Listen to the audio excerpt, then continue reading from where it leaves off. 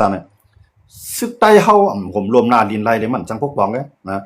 ใจใต้เฮามีน้ำกัดใจใต้เฮามีปิงหยาใจใต้เฮาหมอเฮ็ดนะเงินคำในท้องในเฮาแหละผีบันเบื่อน่ะนะเขาในเครื่องเฮาในเฮาเลยเลี้ยงเปื่อนน่ะกวนในเครื่องเฮาในเฮาแล้วก็เฮ็ดปานการเปื่อนน่ะจังไรว่าห่ำจังเฮ็ดห่ำจังขึ้นพวกบองขึ้นตัวเก่าน่ะเมื่อก่อนตัวในนาทีบนไหนบนมาอุปเปิงปี2 ปีเซียนต้าของกำบนไหไพ่ผ้าคืนบันถึงเฮือนออกมาน้ำกินน้ำใจขึ้นถึงเฮือนออกมาเสียนตั้งโคดิแลมแค่บนเราโคอุรงเฮ็ดปนามว่าตายเลยชิ้นนี้ใจเต็มใจ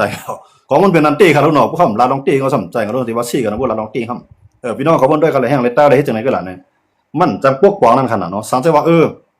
ในนาทีเขาในซึกไตอันว่าในกำไรจากพีไอเขียวไว้ไล่กำไรจากพีว่าเมื่อเปลี่ยนวิทุจีเราเผยมาตั้งไหนก็เขาพ่อเหมือนลีดกูต้าว่าแบบที่มาปนเปลี่ยนเท่าไหร่นะพวกอุบเท่าในอย่าไปป้ากองมา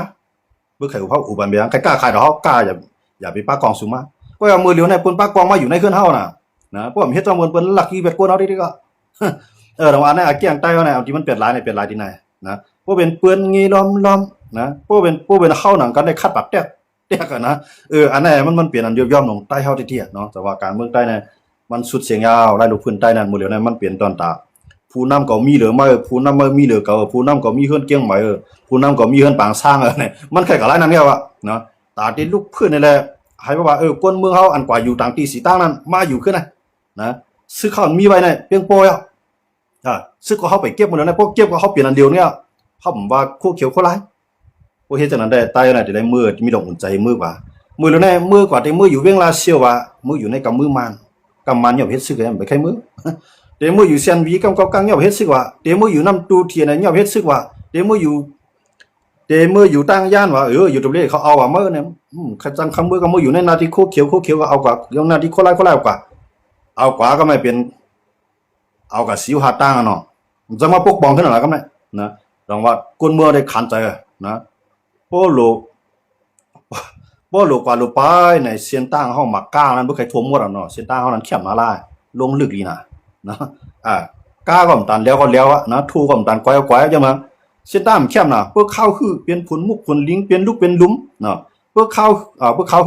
คือในเป็นกลมเป็นอุ๋งเป็นลูกเป็นหลุมเปิ้เข้าเฮียงมาในเป็นผลลิกเป็นผลมุกตั้งคอม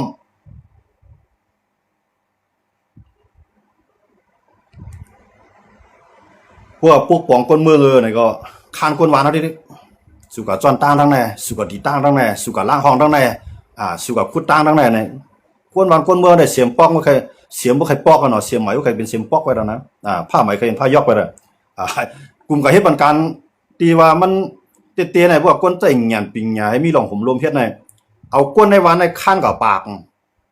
ตั้งยาวน้ำแหนมตันโลดเบโคในกับคุด2 ชั่วโมงนะยาวน้ำตันโลดเบโค2 ชั่วโมงก้นน้องกับปากนะสังเกตว่าเอาก้นเฮาปากก้อนในก็เหตุการณ์1ก้อนอะไรมาวันหาเฮงไปว่าวันหมื่นกันอะไรมาวันหาเฮงก็ไรเงินกับกะหือเอาเงินนั่นกับจ้างรถเบโคมาทั่วมาไถในแคมเหลือนั่นไว้เหลือนั่นกว้างเหลือนั่นคุดไหลกว่าไกลเหลือนั่นยังต้องใต้เฮาวนจังนั้นวนนะคานก้นวันทั้งวันแถมทิ้งที่ก็เฮ็ดไทยแถมที่ก็เฮ็ดนาแถมที่ก็กล้าก็ขายไหลห่อเขาวันใส่เปี้ยมใส่โถงข้างกลางมาเนี่ยผ่านตีนก็มากๆเสียมปอกอันนี้ก้อนอันผ้ายอกอันนี้ใส่เปี้ยมฝังมันเข้าวันใส่ทงใส่ท้องแทงไงกว่าทั้งวันเฮ็ดตั้งเนี่ยว่าตีตั้งเนี่ยก็ผ่าตีก็มากกว่าสังเกตว่าเอากวนวาน4-50ก้อนนั่นอย่าไปเอากับตีตั้งเอากับเหตุการณ์อะไรเงินมา1ก้อนใน10,000ในกันนะว่าเนาะ1ก้อน10,000 10ก้อนก็100,000ปากก้อนก็ได้1 ล้านเอาเงิน1 ล้านนั่นก็จ้างรถเบคโคทั่วบันวันแคมๆมาสัก 2-3 วันยาวมั่วดอกมันจะกำว่าคานก้นวานว่าคานก้นวานอันนั้นน่ะอาจังใต้มันไปคิดมันไปมันไปตั้นเปิ้นนะกำในทางลองนึงที่มันฮัดเอารถเบคโคมาทุ่มมาถ่ายเนี่ยก็เพื่อหันมาเนี่ยกูมันมาซิมเนี่ยกูมันมาเอาเนี่ยกูจุ่มมันมายึดเนี่ยได้ยังบ่ซังมีซึกขมรวมปันน่ะเนาะจังไรว่ากวนในเมืองใต้ในนำหนักเนาะกวนมีรถทัวร์ในนำหนักหมดแล้วกวนรถแท็กเตอร์ในนำหนักเนาะกวนมีรถแบคโคอันขุดดินในกองนำหนักไว้กะแห้งเลยตึกใจผ้าตีมัดไถตึกใจผ้าตีตึกใจเสียมปอกตึกใจผ้ายอกของไผมันล่ะเนี่ยย้อนปึกมันใครว่าเข้ามาปกป้องคนเมืองไถแค่พังต่างลงในโซเชียลมีเดียปกป้องคนเมืองกว่าต้วยจุ่มไหลก็มันนั่นใต้เฮาเพื่อข้าวเฮ็ดไเฮ็ดสวนก็โจยังซึกมันเข้ากะแถมที่เด็กก็เอารถ ปาดเข้าปาดเอาสร้างวันเลยเฮ็ดเอาซื้อเข้าในกว่าเตียงเข้ากำริมสองริมกำริมสองริมกับปาดเข้าเขี้ยวก็มากๆนะเพื่อเข้าปาดเข้ามาก็เพื่อเข้าปอดหัวหน้ามาก็ควันไว้ก่อนอันซ่องเข้าในส่วนหัวเน่านะเข้างามาก็เข้าอันนั้นไตปกป้องควาดไตเนี่ยมันเทื่องน่ะมันตั้นกินเบิ่นยันว่าเนี่ยซื้อเข้าในตอนน่ะสร้างเนี่ยตาที่ผมดูมันก้นมือเฮาอยู่ก็ตีอยู่กูตีกูตั้งเนี่ยมาอยู่ในนาทีใต้เอาเลยปกป้องมันเลยนะเสียนตั้งเข้มมันเลยไฟฟ้าเฮ็ดมันเลยน้ำผายตาเลี้ยงให้เลี้ยงนาเฮ็ดมันเลยเพราะเป็นจังนั้นใต้เนี่ยอยู่ที่ใดก่อนกันเมื่อมีหงหลอมลงเฮ็ดซึกก็มาโกใต้เนี่ยนะต่อมช้างทั้งไข่ก็ย้อนเฮ็ดกล้วยเลยนะอันใต้กูเฮ็ดซึกในปีตุจิตก็กว่าตาแข้งเอาตั้งปีตั้งเรือนนะ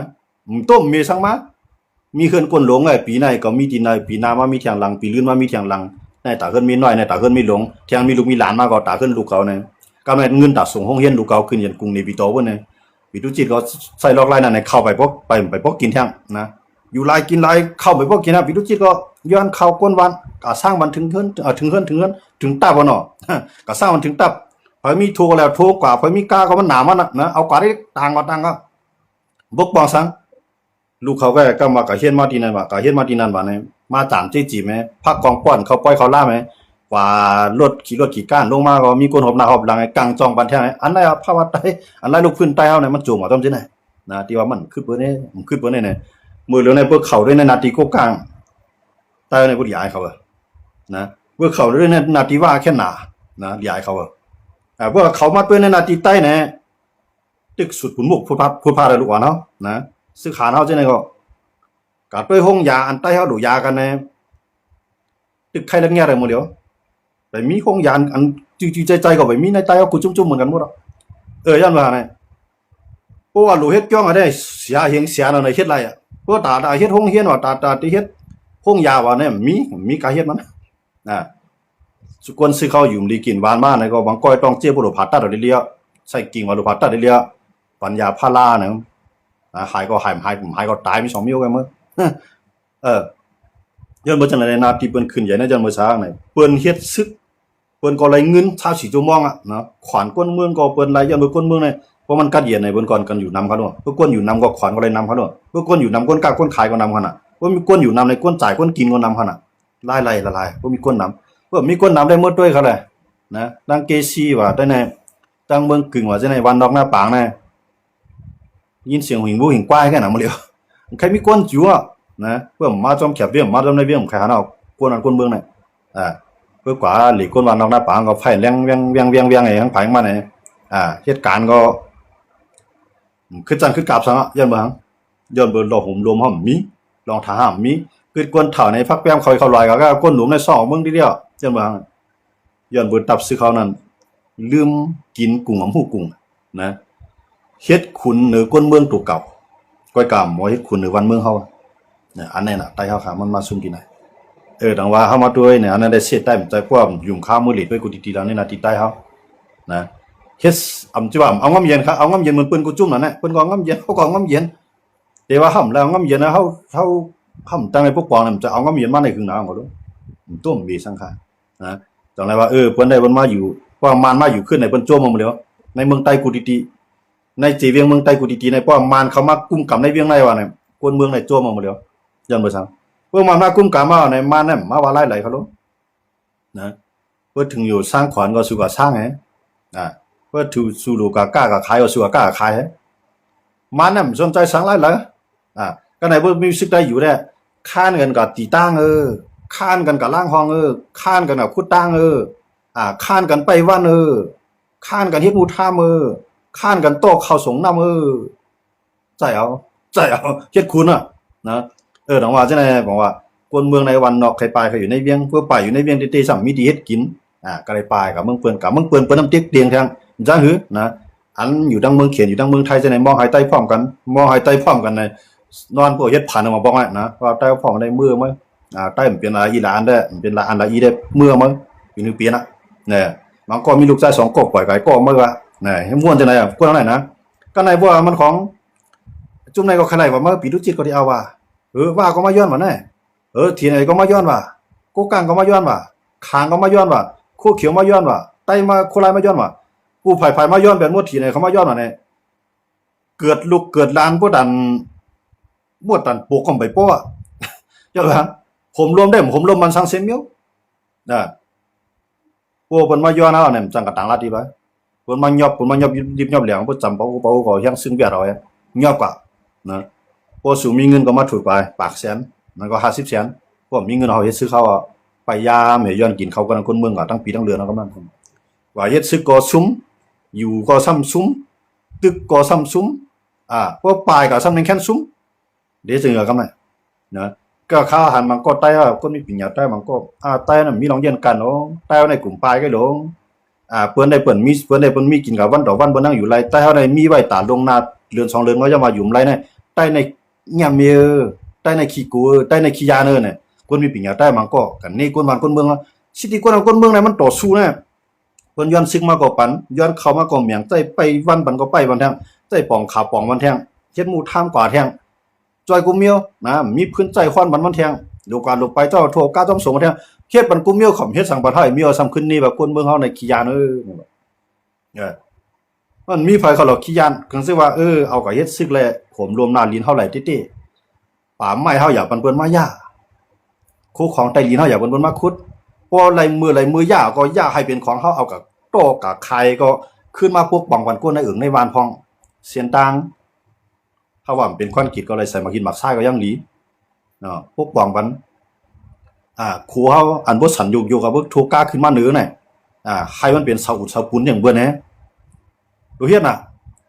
สมาเฮ็ดซื้อของนำวันนำสมาใครจอยก้นเมืองแน่เอาเขี้ยนปันก้นเสื้อก็มากๆเอาผ้าตีนปันก้นเสื้อก็มากๆมันจอยได้สังกะหือนั่นแหละบ่สู่ห่มลมมันก้นเมืองไปออกว่านออกเมืองน่ะสู่มาไล่ใจซึกสู่กับปาดเข้าสู่มาไล่ใจซึกสู่กับซ่อมนะสู่มาไล่ใจซึกสู่กวาดตอกเขตตอกขึ้นบันก้นนั้นก้นเมืองหรอนะสังเกตว่าสู่ห่มลมมันย้อนเบอร์ห่มลมมันซ้ำห่มลมมากับนั่นมีก้นเมืองมั้ยก้นกินจ้างกินงาก็มีก้นเอาวันนั้นก็แค่หายาว่ากับนั่นที่กะไล่หลายกะไล่ซื้อเขากะไล่ลงหน้าน่ะมื้อนี้บางวันให้หมุนเจ้าไล่ซ่อมหน้ามื้อนี้จะสั่งหมุนจ้างผู้เลี้ยงเลียดเสียงในตรงหน้ามันกันซ่อมหน้าผมซ่อมบ่นะก้นเมืองในไปออกมีไผปกป้องมีไผด้วยถึมมีไผห่มรวมลำลองที่สุดผมรวมพาเนาะผมรวมมีพวกผมรวมมีก็อยู่ไรเขาเนาะนะคนเอาคันอาสร้างให้มันลำลองคั่นน่ะเนาะมันเกิดมา1จานมันตาย1จานในสิตาก็มือมันไปตายมันก็ใครพังใครสร้างพ่อสัตว์ป่ามันใครตุ้ยถึงลูกหลานนางมีใครตุ้ยถึงนาเฮือนตายเย่ใครตุ้ยถึงลูกถึงหลานมันน่ะเนาะน้องว่ามือเขามีอาสาใครใจหนูปกป้องมันเขาให้เขาจังพิจื้อพี่คือเขาลีเลียจื้อคือตายเฮานั่นนะก็ด้วยในนาทีวันในเปิ้นให้ว่ากวนเอากับหมดเอาเลยน่ะเนาะเสียนตั้งเฮาไหลก็รถเรียๆอะไรมีดีแล้วหมดแล้วกวนออกวานมาอีดอนก็จุ่มในมาตั้งกี้ก็ว่า7ไต7นี้7ขี้7เดียวขี้เดี่ยมแจงเอา7เดียวนะก็มาสุยามาก็มากายาลามาสุจังได๋สุเปลี่ยนใจจุ่มนั้นเดียวเปลี่ยนใจจุ่มนั้นเดียวนะสิที่เฮาอยู่ในเมืองใต้เฮาซ้ำตึกว่าอย่าไปเปลี่ยนใจใต้สูหน้าทั้งไปว่าในแท้งอย่าไปเลี้ยงเขาซึกใต้สูหน้าเพิ่นไปว่าไหนเฮาแท้งก็เลยว่าก็เลยฮอกเก้ฮอกหมันตีนั่นเจ้าเขาว่านั่นใครก็ไล่นำเยอะเนาะย้อนบ่จังแล้วถ้าเฮาเลยเปลี่ยนใจนั่นใต้ในเชียงใหญ่สังว่าซึกเขาในซึกกันเขาว่าในคำเลยหมายถึงซึกหานเขานะคำว่าก้นลงใต้เฮาเนี่ยหย่องต้องกองกวดหนาละนะสังว่าก้นลงใต้เนี่ยหย่องต้องตานากิริสามันหนาละวันเหมือนในใต้เฮาเนี่ยห่ำไรเมืองก่อนขอก็วันเหมือนในเฮาเลยกัดเย็นนะกว่าที่ไรก็ความใต้บึก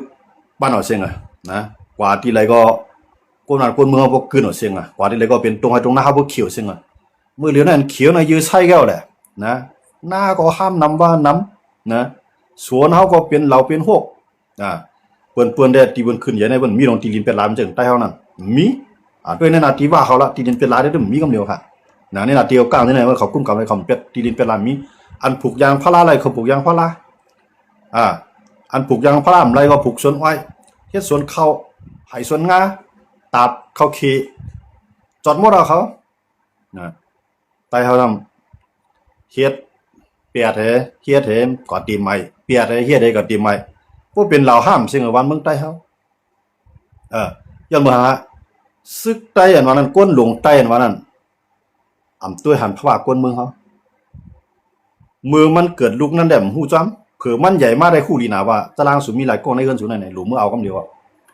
มือเขาตึกโลอันเรียกก็โลเจอันใหญ่มากก็โลจุงนะอะไรก็โลเฮ็ดโลสร้างได้มีไผมาด้วยมีไผสนใจมีห้องยาในก็บ่สนใจมีหมอยาในก็บ่สนใจ มีข้าวกินอะไรก็ผมสนใจมีน้ำใสใส่หน้าอะไรก็ผมสนใจเผื่อมันเลี้ยงใหญ่มากเลี้ยงใหญ่มากกาสูงขึ้นมาเลยได้นาเฮือนสู่ลูกเฮ็ดซึกก็เอาลูกมันไล่ลุงกับเมืองเขวะบางก็กับเมืองไทยวะเอาปอนมาไล่งับมามีมาหน่อยไอ้แก่งลอกไล่ลูกขึ้นไปนะอันนั้นต้องว่าเฮาซุ่มเบิ่นน่ะนะบ่ได้ปล่อยเฮ็ดซึกไหนเมื่อดื่มจังหือปลายอ่ะนะดื่มจังปลายว่าบ่ได้บ่เอาเฮ็ดซึกบ่เฮ็ดกูเฮือนนั่นน่ะจังขี้เก้กันขึ้นในกว่าขึ้นในความไรวะกว่ากูเฮือนน่ะนะยาวกว่ากูก็1ก็2ปีบ่ปีกว่าน้องขึ้นมาบ่น้องกว่าปีขึ้นปุดเมียงกันนี่น่ะเนี่ยหน้าขึ้นก็เลยเลี้ยงปมมีก็เลยด้วยลูกหลานก็เลยลุ่มล่ากันแม่เพิ่นได้เพิ่นได้มจ้ะเพื่อเอากองกว่าเนี่ยปีตุจีดาวกับแทงกองโคเขียวมังกับแทงกองโคลายมังกับแทงกองต่างหมู่ต่างจุ่มมาห้ามกับแทงกองเนี่ยมีเป็น10กองกับป้อมันผมรวมได้มีได้หลายนะเมืองใต้เฮาค่ะเนี่ยอันเฮาค่ะอันซึกใต้ผมรวมได้ดีเลยมีมานเซตูมีเยมานเซโกมีต่างหมู่ต่างจุ่มยิบกองนั่นเนี่ยมีดีหลายค่ะที่ว่าเกซี่เนี่ยที่ว่าลายค่าเนี่ยที่ว่าเมืองนองเนี่ยเมืองกึ่งเนี่ยน้ำลันเนี่ยเมืองใหญ่เนี่ยมีดีหลายค่ะมีน่ะเราพาอย่าห้ามกินมาเนาะเมืองใต้ปัดปื้น50-50เรื่องเป็นของใต้เนี่ยใจสังเจ้ามันรัดยอก็เฮ็ดจอมเนาะมันเฮ็ดจอมน่ะนะซึกได้มีนำกองไว้ไปหนีหังไปหนีพาหางวันเจอจัดไปหนีพาหางวันปีใหม่ใต้ไปหนีพาหางวันปอยไปหนีพาหางซะนั่นไงป่าไม้มันทิ้งไร่โคของใต้ดินกุ้มกำไร่กวนเมื่อมผมรวมไร่กวนก้ายาขายผินเพี้ยวไร่สัมเพชจังไรครับว่าไงนะอันเฮ็ดไรนั่นเอาลูกกวนเมืองมานำให้จู่กันไว้กวนเมืองใครมาเฮ็ดก็ป้ากันไป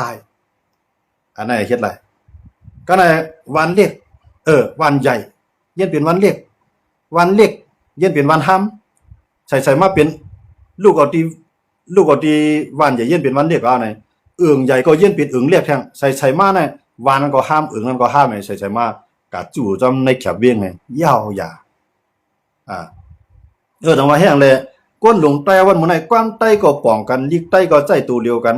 แผ่นเรียนจึงใต้เฮาวันนั้นก็มีการมีขันได้แห้งเลยคุมกันได้โอ้โหมันนั้นมันได้กวาดผ่านกว่าเฮาค่ะโอ้โหมันนั้นมันได้ตกละลายกว่าห่ำจ้ะโอ้โหมันได้บอกค้ำสู่คลายๆบอกกะเฮ็ดเคลื่อนสู่ใส่เนื้อบอกค้ำก็ได้กว่าเฮ็ดเคลื่อนสู่ใส่เนื้อบอกเสียงก็ได้บ่สู่ความกันก้นหลงมันน่ะเฮาว่าเนาะมื้อเหลือในดูเฮ็ดเคลื่อนมีเงินเอาในกำมาเฮ็ดไว้ใหม่กำเบิ่นมาซิมกับแบบนี้นะเฮ็ดไว้ที่เกซี่บนซิมเฮ็ดได้เมืองหนองบนซิมเฮ็ดได้เมืองกึ่งบนซิมไหนตีได้เปิ้นฮู้ว่าเป็นเฮือนก้นหลงใต้ได้บนซิมได้เด้อกำไรคือก็แม่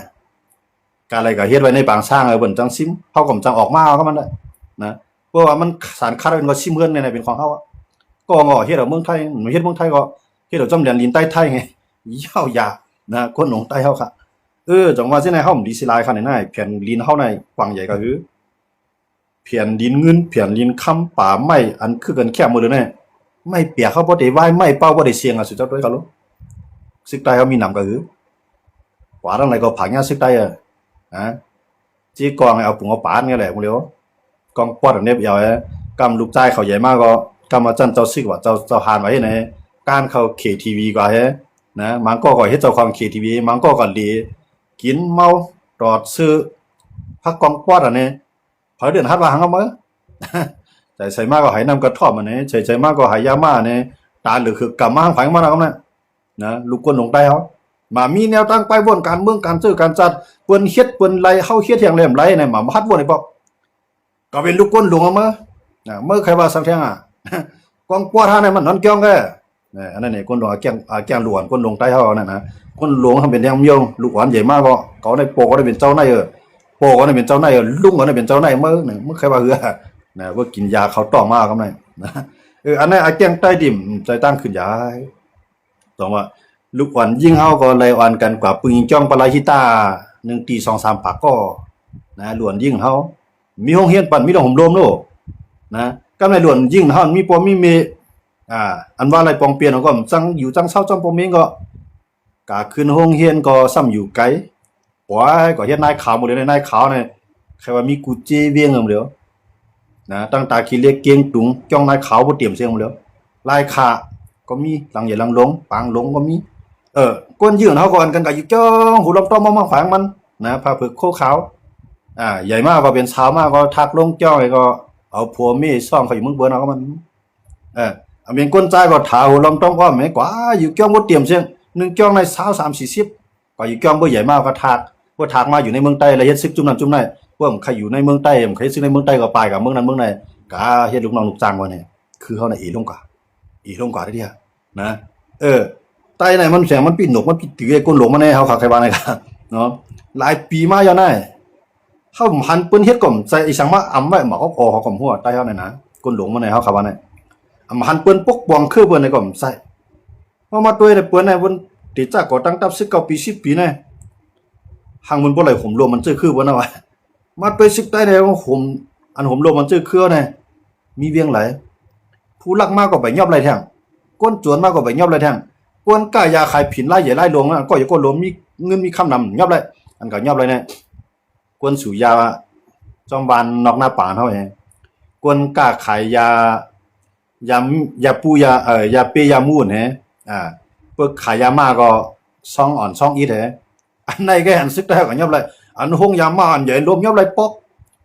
อันห้องยาลำห้องใหญ่ห้องรวมยอบเลยเพื่อมานมาได้ยอบเลยนะกาเมืองยอบตีเวียงใหญ่เมืองใหญ่ว่ะกามายอบตีน้ำลานว่ะ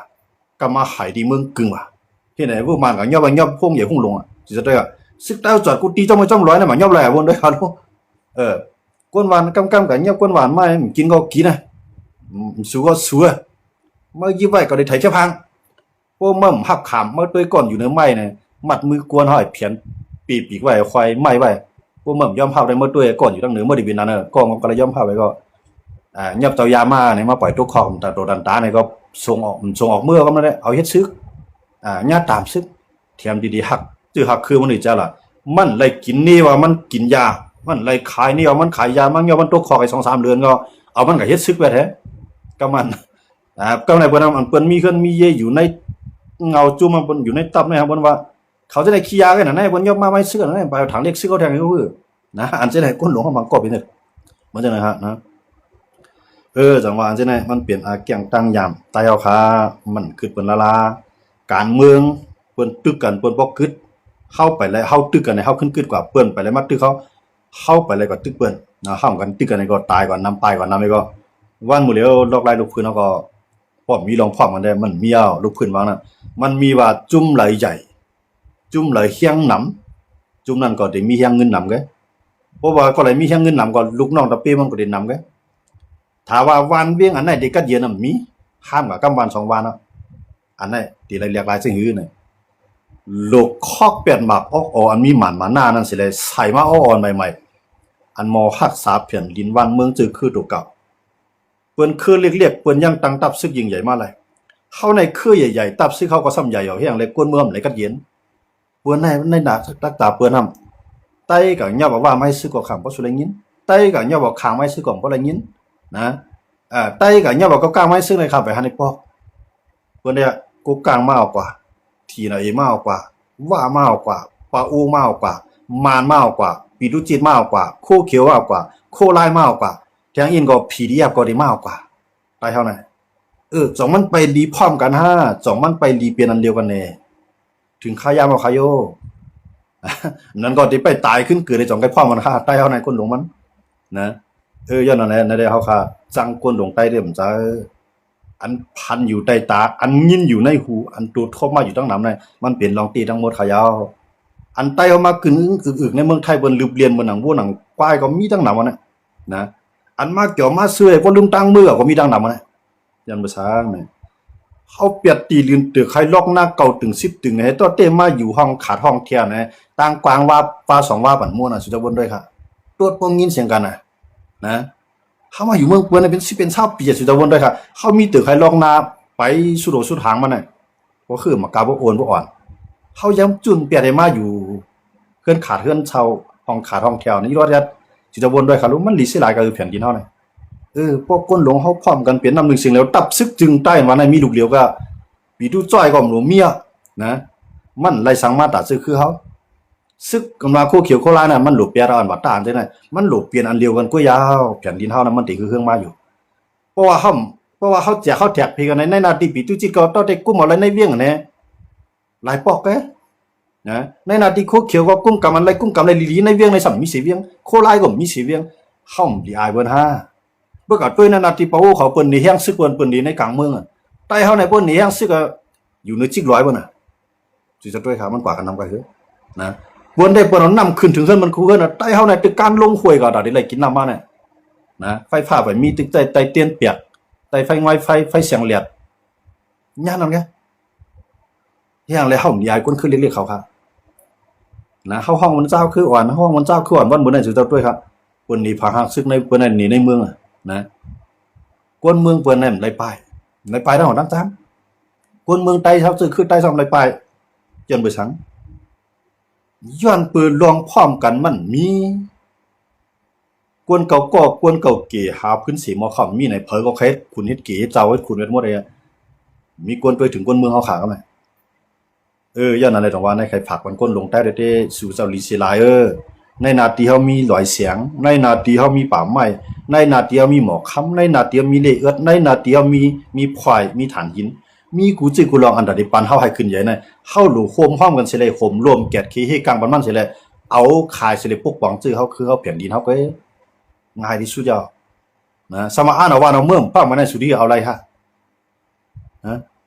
ใครไรวันใครเมื่อหมอพ่อมันใครวันใครเมื่อเป็นน้ำหนึ่งเสียงเรือในที่อ่านเอาเนี่ยตีถือไรครับเป็นลายนะจงว่าข้าวถึงแล้วว่าลายลูกพื้นใต้ได้ติดโจมยาวไฟอันเลี้ยงนั่นก็จำหมอดยาวพอก้นลงใต้เขาหนึ่งอยู่หนึ่งไทยก็เด็กการเขาเกี่ยวไงหมักหน้าบางลูกเย็นลูกลงไอ้โคบผือโคบข่าวเนี่ยนั่นก็ยาวอากาศของก้นลงใต้เขานะมีสังยาวอันดับได้ลูกพื้นในปีวันนะมีลูกล่างไว้เดี๋ยวเลยจ่าไม่ก็ทั้งยินก็งอตาความเขก็งอตาความไทยยาวๆลูกล่างเขาก็ตั้งพวกของเนื้อจื้อจ้าแล้วค่ะเพราะว่าเป็นอันเลียวในสุดท้ายวันนั้นก็ปีดูจิตมีหลายเคียงก็มาคอนแห้งกันโคเขียวโคลามีหลายหมื่นเอามาคอนแห้งกัน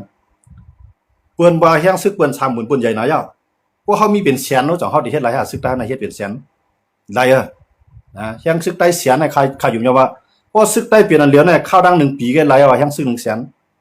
นะพวกเขามีแสนในเฮาได้กับกูไผค่ะมันมี4 แสนในมันหลุมมัง7 เรื่อง7 เมืองเขาโลมันหมังมาในเมืองใต้แสนเนี่ยใต้เขามีใบแสนเฮากูทั้งมันอ่ะวันในซึกใต้ได้มีอยู่มันพ่อมันเลยมันมีเชียงกันน่ะพวกโคไลตึกโคเขียวกึดพวกโคเขียว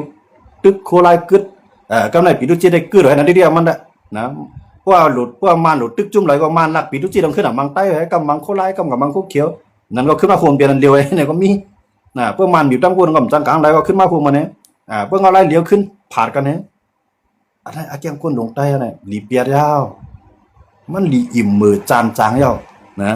อันเปลี่ยนคุณเปลี่ยนเจ้าป่าเจ้าคุยเจ้าลอยนั่นหลีเรียกลายยาว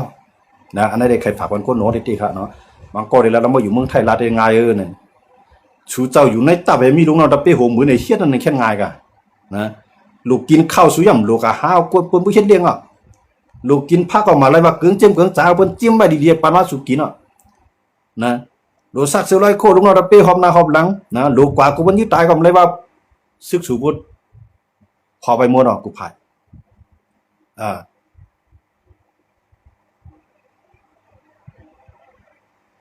ลาดฟันป้าพองปีในมันเตียกคอมเมนต์ได้เปื่อนนั่นได้มันอยู่ที่ตั้งบนตั้งเก็บไกลครับมันจังว่างกันครับเนาะเจอมาก็เฮาคาใครฝากไว้เนาะคนลงใต้เฮาเนาะดีป่องใส่เฮาค่ะเนาะคนลูกหลานใต้เฮาน่ะที่เย็นหมดแล้วอันปลายก็ได้ปลายหมดแล้วอันตึกกึดหรือก็มันได้ชิมเอาหมดแล้วเนี่ยให้ชื่อเจ้าป่องใส่ไว้เนาะอย่าไปเฮ็ดซึกใต้เสคำอยู่ในเถื่อนในป่าได้ดิค่ะเนาะอันนี้ก็ใครฝากไว้นี่นะครับ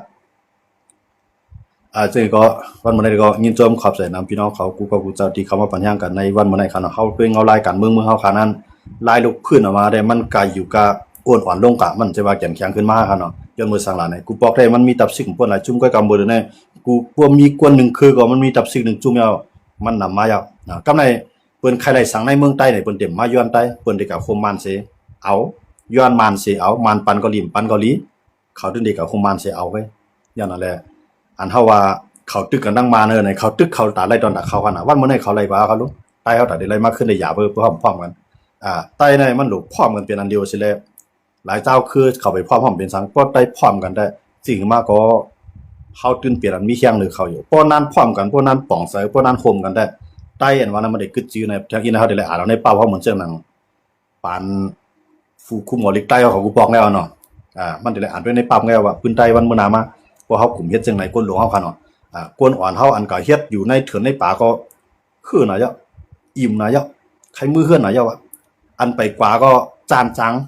อิ่มมือน่ะยะนะอันนี้ก็ดูไปป่องใส่ไว้คั่นเนาะปาร์ตี้ก็อำจอยสังใต้ไลติปาร์ตี้ได้มันจอยสังใต้ไลว่าในมันก็จะเฮ็ดให้ใต้เอาปลายครับปาร์ตี้เนี่ยปาร์ตี้น่ะเฮ็ดให้ใต้เอาซุ้มปาร์ตี้น่ะเฮ็ดให้ใต้เอาปลายปาร์ตี้น่ะเฮ็ดให้ใต้เอาผ่านฮะพวกเขาไล่เข้าก็อยู่ในสภาพในตีสุดมาในเขายังแล้วลองใต้เขานั่นก็ลาดในเปิ้นฮู้เขายังไรมีศูนย์ก็ย้อนไหลมได้ไว้สิก่อนเขามีศูนย์ก็ลาด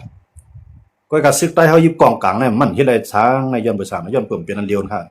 เนาะอันนี้ได้ใครผักขึ้นปั่นก้นหลวงเฮาค่ะติเตียวว่าค่ะเนาะเอาค่ะยินจมขอบใส่น้ำกูก็กูเจ้าที่เขาว่าปัญหากันในคำขึ้นในค่ะเนาะพอมีถือตังมีขายามเฮาขาจ่อยขึ้นมาพบทมยานแทงเบอร์ในเฮาขาลัดลองเมืองใต้เสียมการรถป้าลัดป้าลองเมืองมันต่างวันต่างคำมาบ่มียามตันในจ่อยขึ้นลัดลองต่างเมืองในค่ะเนาะเอาค่ะคำขึ้นได้ก็ยินจมขอบใจน้ำกูก็ในค่ะเนาะ